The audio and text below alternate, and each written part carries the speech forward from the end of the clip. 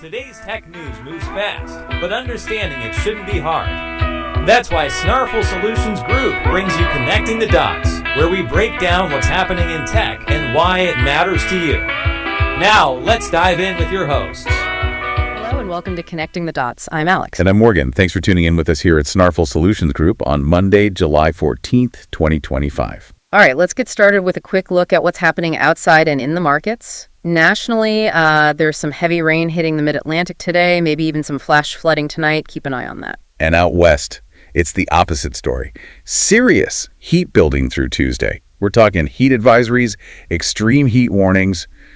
Definitely stay cool and hydrated if that's you. Yeah, and also some fire weather concerns for the interior Northwest. Pretty dry and breezy conditions there. Oh, and we're keeping an eye on the tropics for the Southeast, too. Closer to home here in Sacramento, well, no surprise, it's hot.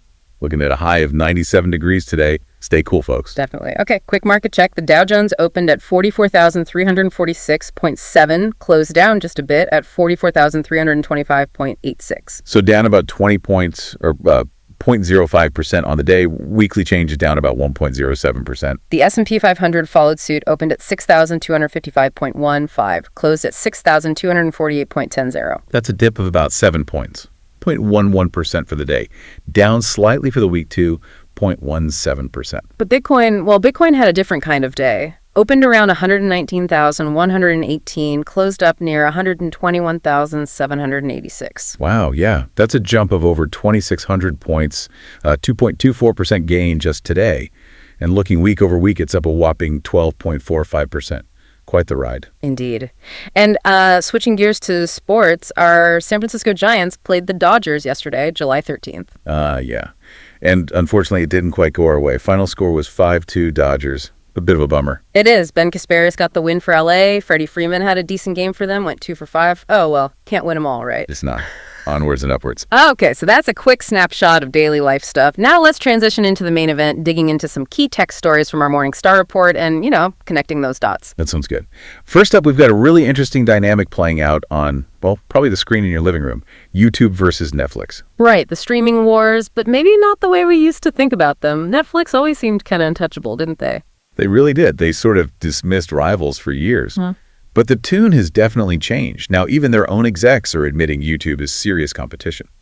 Jason Kilar, who knows the streaming world inside out, basically said the brutal truth is that YouTube is indeed the biggest competitor of Netflix at this point. Wow, that's quite a statement. And it feels like the whole game has shifted. It used to be all about who could get more subscribers, sign people up. Exactly. But now it's about viewing time, engagement, who's actually capturing your eyeballs on the TV set. And the Nielsen data really backs this up, doesn't it? Like in May, YouTube pulled in 12.5% of all TV viewing time in the U.S. 12.5%.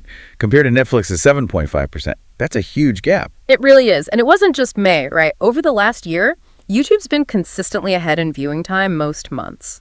Yeah, which points to their fundamentally different models. YouTube's got this endless sea of user-generated stuff, mostly ad-supported, and they pay creators billions. Netflix, on the other hand, has this massive, expensive pipeline of professionally produced shows and movies, all paid for by your subscription. It's like quantity versus, well, maybe curated quality, though YouTube has quality too. Remember when YouTube tried making its own big shows like Cobra Kai? Oh, yeah. YouTube Red. Yeah. Feels like a lifetime ago. Yeah. They pretty much abandoned that strategy, though. Now, creators foot the bill for the content, which, from Netflix's point of view, makes YouTube's content almost free to acquire, in a way. It's a tough model to compete against. Definitely. And while TikTok owns the phone screen, YouTube has really cemented itself on the big TV screen in the living room. Plus, they're grabbing exclusives like the NFL Sunday Ticket. That NFL deal was huge. It really signaled their ambition for the living room screen. So how does this, actually affect us? I mean, I find myself just clicking on YouTube on my TV more often when I just want something to watch. I think that's common. For us as viewers, it means more choice, maybe. But it also shows how powerful that shorter form, often ad-supported content is, even on the big screen. For families, it's probably more negotiation over the remote. True. And for advertisers, this shift to engagement, to actual viewing time, must be changing their strategies too. Oh, absolutely. It's not just about reaching people, it's about reaching engaged people. Big difference. Okay, moving on. Let's talk about Discord. They're rolling out something new called Orbs. Yeah, Discord Orbs.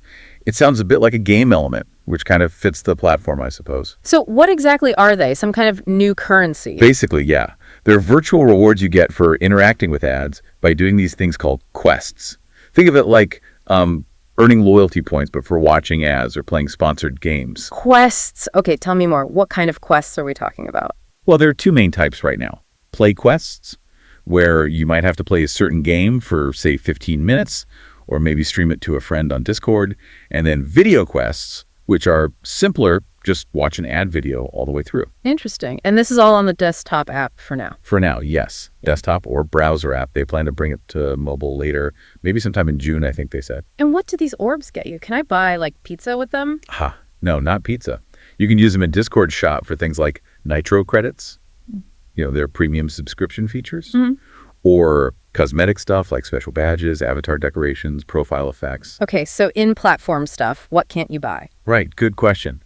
No real money conversion. You can't gift things with them. You can't use them for recurring subscriptions like Nitro or server boosting automatically, and nothing partner branded or outside Discord itself. Gotcha. But the Nitro credit thing seems key. Like, you can earn enough orbs to try Nitro for free. Exactly. That's a big draw. I think the example was 1,400 orbs gets you 3 days of Nitro, which usually costs, $10 a month.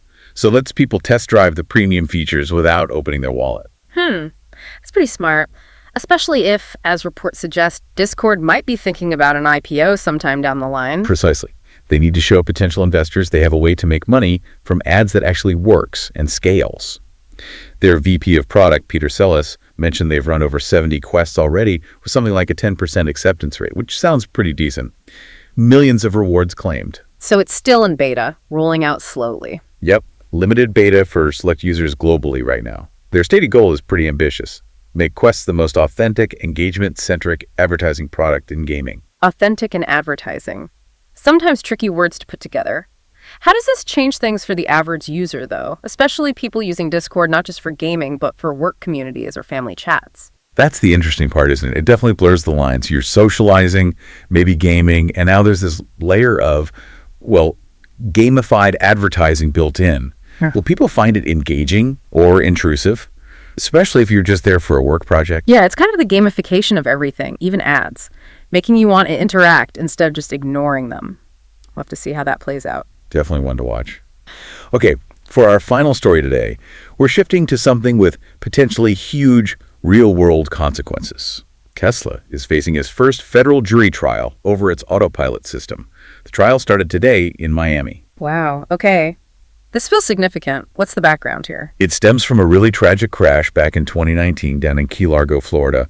A driver, Mr. McGee, was apparently using autopilot. Reports say he dropped his phone and the car crashed into a parked SUV at a T intersection. Oh no, and people were hurt. Tragically, yes. A 22-year-old woman, Nabel Benavides Leon, was killed, and another person, Dylan Angulo, was severely injured. Just awful. So the families are suing Tesla. What's their argument? The Benavides family and Mr. Angulo are the plaintiffs. Their core claim is that the autopilot system should have braked or at least warned the driver. They say they have evidence, video imagery from the car's own computer, showing the system actually recognized the parked SUV, a pedestrian nearby, and the end of the road. So they're saying the system saw the danger but didn't react properly. That's the allegation. And this is a huge deal because it's the first autopilot case like this to actually reach a jury. The judge, Beth Bloom, has also ruled they can seek punitive damages. Punitive damage, that's beyond just compensation, right? That's meant to punish. Exactly. Judge Bloom even wrote that a reasonable jury could find that Tesla acted in reckless disregard of human life for the sake of developing their product and maximizing profit. Pretty strong words from the judge. Wow. And the families are also arguing Tesla's marketing is part of the problem, like making people trust autopilot too much. That's another key part of their case, yeah. That the marketing overstates the system's capabilities, leading to over-reliance. They also point to the fact that Tesla recalled the autopilot software a couple of years ago over safety concerns. They see that as basically an admission of fault. This is coming at a really tough time for Tesla too, isn't it? With sales slowing down and so much of their value tied to the promise of self-driving tech. Absolutely critical timing. Their stock price hinges on that future vision. And remember, they just started testing those robotaxis in Austin recently, too. So the scrutiny is intense. What's Tesla's defense? In their court filings, they maintain the vehicle wasn't defective or unreasonably dangerous. They argue they aren't responsible for the accident or, the driver's actions or other circumstances. It really highlights that tension between pushing innovation forward and ensuring safety, especially with technology that has life or death implications. That's the heart of it. How fast is too fast? Where is the line? The outcome here could set major legal precedents for liability in autonomous vehicle accidents. It impacts not just Tesla, but the whole industry, and frankly, anyone who uses the roads. It's about the level of trust we put in these systems versus human oversight, a massive case to follow. No doubt about it. Okay, so let's quickly recap the big tech stories we connected today. First, that fascinating shift in the streaming wars, with YouTube really challenging Netflix for dominance on your TV screen, driven by viewing time, not just subscribers. Then we looked at Discord's new Orbs system, a really novel attempt to gamify advertising and what that might mean for users in the platform's future, especially as they eye an IPO. And finally, that landmark Tesla Autopilot trial kicking off, which could have profound consequences for the future of self-driving technology, legal liability, and ultimately road safety for all of us. And these stories really do connect the dots, don't they? They touch how you relax and consume media, how you interact in online communities, and even the technology shaping your commute and safety. It's all interconnected. Absolutely. Well, that's all the time we have for today on Connecting the Dots. Remember, we're here to help at Snarful, so reach out on our website if you have any more questions. That's a wrap on today's top stories. Remember, tech doesn't have to be complicated, and we're here to help connect the dots. If you've got questions or want to learn more, visit us at snarful.com. Thanks for listening, and we'll catch you next time.